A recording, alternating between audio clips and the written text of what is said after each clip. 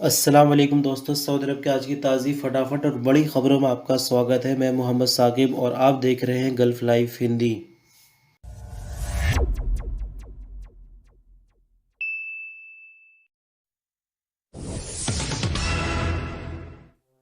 मक्का मुकर्रमा की पुलिस का कहना है कि जुमे के खुतबे के दौरान मिंबर पर चढ़ने की कोशिश करने वाले शख्स ने दावा किया है कि वो मेहदी मुंतज़िर यानी मेहदी का इंतजार करने वाला है। सब अखबार के मुताबिक पुलिस का कहना है कि गिरफ्तार किए गए शख्स की उम्र 40 साल से भी ज्यादा है। जुमे के दिन उस शख्स ने मिंबर पर चढ़ने की कोशिश की, लेकिन हरम मक्की शरीफ के सुरक्षा कर्मियों ने फौरन ही उसको काबू में कर लिया। सरकारी विभागों ने हिरासत में लिए जाने वाले शख्स के खिलाफ तहकीकात शुरू कर दी है, जबकि उसकी दिमागी हालत का भी जायजा लिया जा रहा है। पुलिस का कहना है कि पूछताछ के दौरान गिरफ्तार किए गए शख्स से जब पूछा गया कि मिंबर पर क्यों चढ़ना चाहता था, तो उसने बताया कि वे मेहदी मुंतज़िर यानी मेहदी का इंतजार करने वाला है।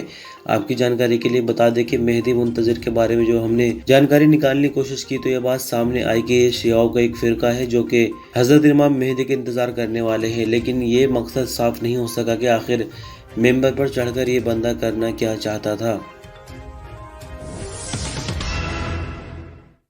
सऊदी अरब के पासपोर्ट एंड इमिग्रेशन डिपार्टमेंट यानी जवाजात से एक शख्स ने सवाल किया कि वर्कर का एग्जिट रेंट्री वीजा यानी खुरूज वादा वीजा एक्सपायर हो चुका है और इकामे की तारीख खत्म होने वाली है, यानी इकामे की एक्सपायरी एग्जिट रेंट्री वीजा की एक्सपायरी से 5 दिन बाद की है। तो इस तरह की स्थिति में इकामा और एग्जिट रेंट्री वीजा की तारीख को किस तरह से बढ़ाया जा सकता है? क्या पहले खुरूज वादा यानी एग्जिट रेंट्री वीजा बढ़ाना होगा या इकामे को रिन्यू किया जाएगा?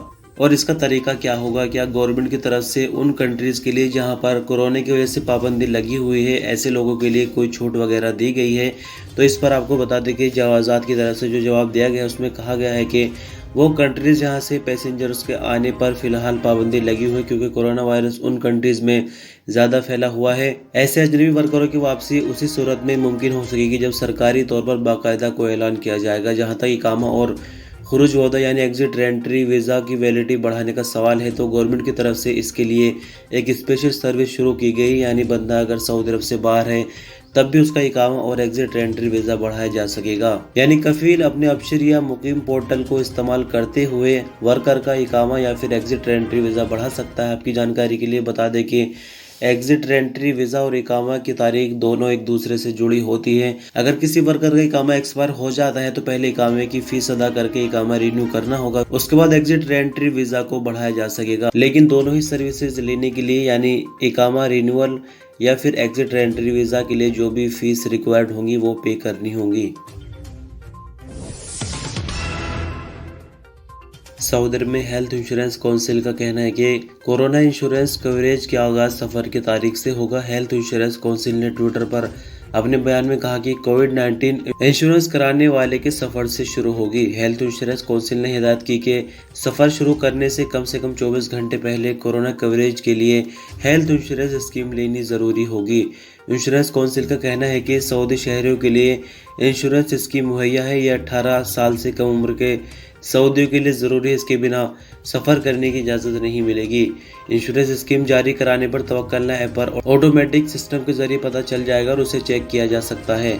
आपकी जानकारी के लिए बता दें कि सऊदी सेंट्रल बैंक यानी सामा ने सऊदी अरब से बाहर सफ़र करने वाले सऊदियों के लिए ज़रूरी हेल्थ इंश्योरेंस स्कीम की मंजूरी दे दी है। इसमें कोविड-19 का इलाज शामिल है, यानी कोई सऊदी अगर बाहर जाता है अपने देश से और वहां पर उसको कोरोना हो जाता है तो इस स्कीम के तहत ग्लोबली कोरोना का इलाज किसी भी हॉस्पिटल में सऊदी अरब के बाहर कराया जा सकेगा, जो कि बिल्कुल फ्री होगा।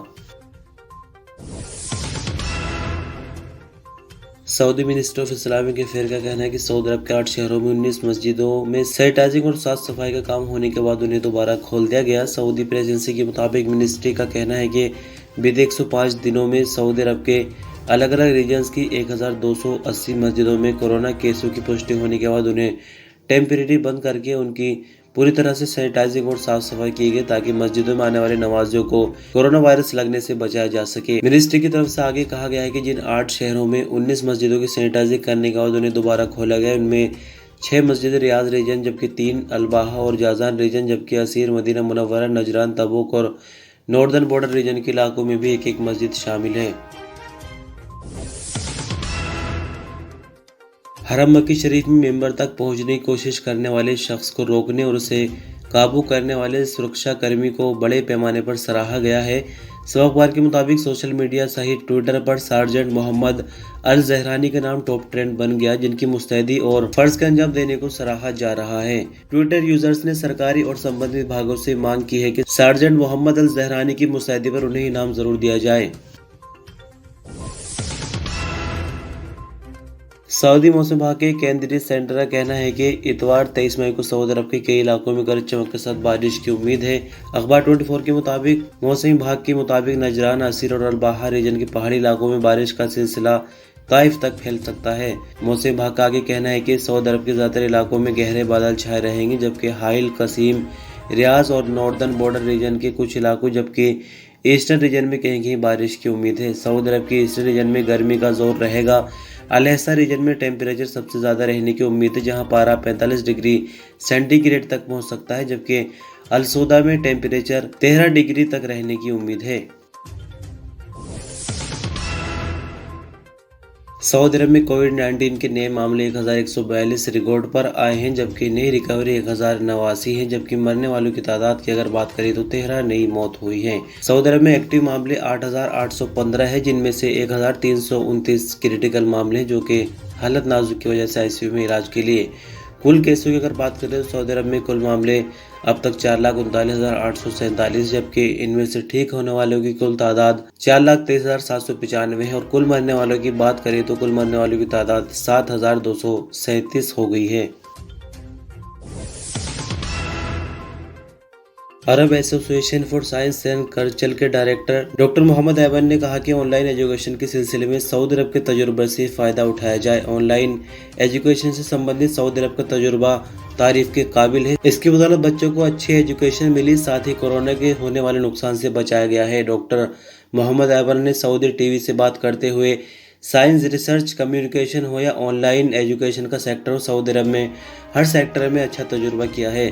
सऊदी अरब ने कोरोना वायरस से निपटने के लिए बहुत ही ठोस कदम उठाए। हम चाहते हैं कि रीजन भर की सभी कंट्रीज ऑनलाइन एजुकेशन के सिलसिले में सऊदी अरब के तजुर्बे से फ़ायदा उठाए। आपकी जानकारी के लिए बता दें कि फिलहाल सऊदी अरब ने एजुकेशन के सेक्टर में वैक्सीन ज़रूरी कर दी है और उम्मीद पूरी ये है कि आने वाला जो सेशन होगा वो ऑनलाइन नहीं होगा, नॉर्मल तरीके से जिस तरह से मदरसे स्कूल खुलते थे वैसे ही खुलेंगे। लेकिन जिस तरह से इस खबर में भी कहा गया है तो सऊदी अरब का जो सिस्टम था ऑनलाइन एजुकेशन का वो वाकई में काबिल तारीफ है, क्योंकि सऊदी अरब ने ऑनलाइन एजुकेशन के लिए एक स्पेशल प्लेटफॉर्म तैयार किया था और उसमें सेशन लाइव भी होते थे और उनको बाद में भी देखा जा सकता था। साथ ही क्लास के दौरान बच्चे कोई सवाल भी कर सकते थे माइक्रोफोन के जरिए। यानी पूरी तरह से सऊदी अरब का तजुर्बा एकदम बेहतर रहा रीजन भर में।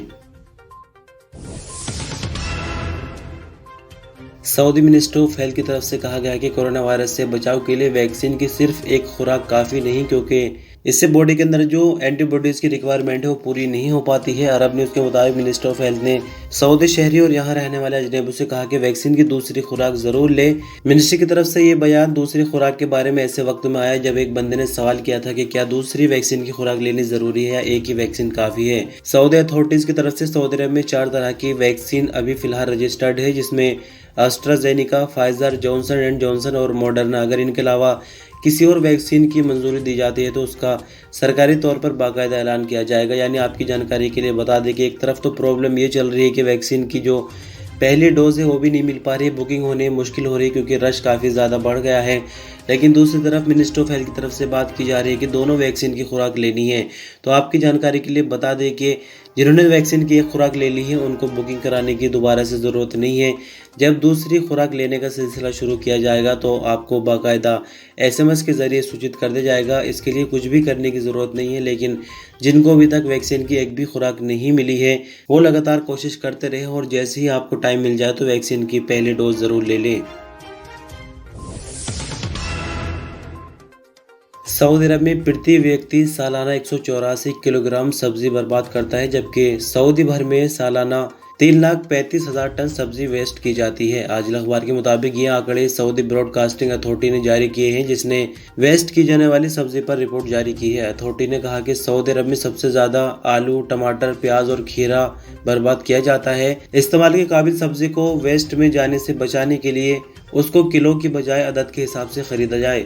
सऊदी शहरी और अजनबियों को चाहिए कि ज़रूरत के मुताबिक सब्जी खरीदे और बच जाने वाली सब्जी से सलाद वगैरह या कोई पकवान या अचार तैयार कर ले। अथॉरिटी का कहना है कि टमाटर को ख़राब होने से बचाने के लिए ज़रूरी है कि किलो और कार्टून की बजाय ज़रूरत के मुताबिक ख़रीदा जाए। टमाटर लाल और सख्त होना चाहिए ताकि काफ़ी देर तक इस्तेमाल के काबिल रहे। यही मामला आलू और खीरे के अलावा दूसरी सब्जियों का है।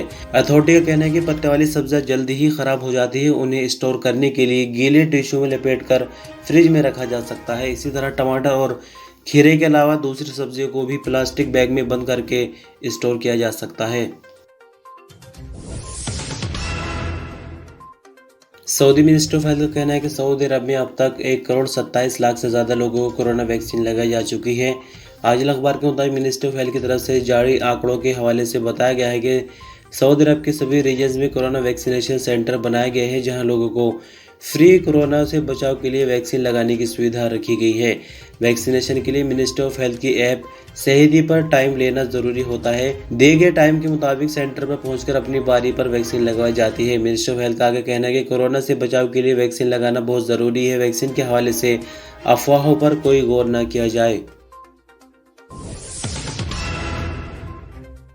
सऊदी अरब के ईस्टर्न रीजन में बल्दे की चेकिंग टीमों ने बीते 2 दिनों के दौरान रीजन भर की मार्केटों में 3,000 के करीब चेकिंग के दौरे किए हैं, जिनके दौरान 16 दुकानों को सील किया गया, जबकि वायलेशन पर 125 चालान काटे गए। सऊदी एजेंसी के मुताबिक मिनिस्ट्री ऑफ हेल्थ ने कोरोना वायरस से बचाव के लिए बनाई गई SOPs पर अमल कराने की सख्ती से हिदायत जारी कर रखी है। SOPs पर अमल न करने वाले दुकानदारों पर जुर्माना लगाए जाते हैं। मिनिस्ट्री ऑफ हेल्थ ने दुकानों और शॉपिंग मॉल के मैनेजमेंट को इस बात का ही पाबंद बनाया कि मार्केट में आने वालों के तवक्कुल स्टेटस को चेक किया जाए।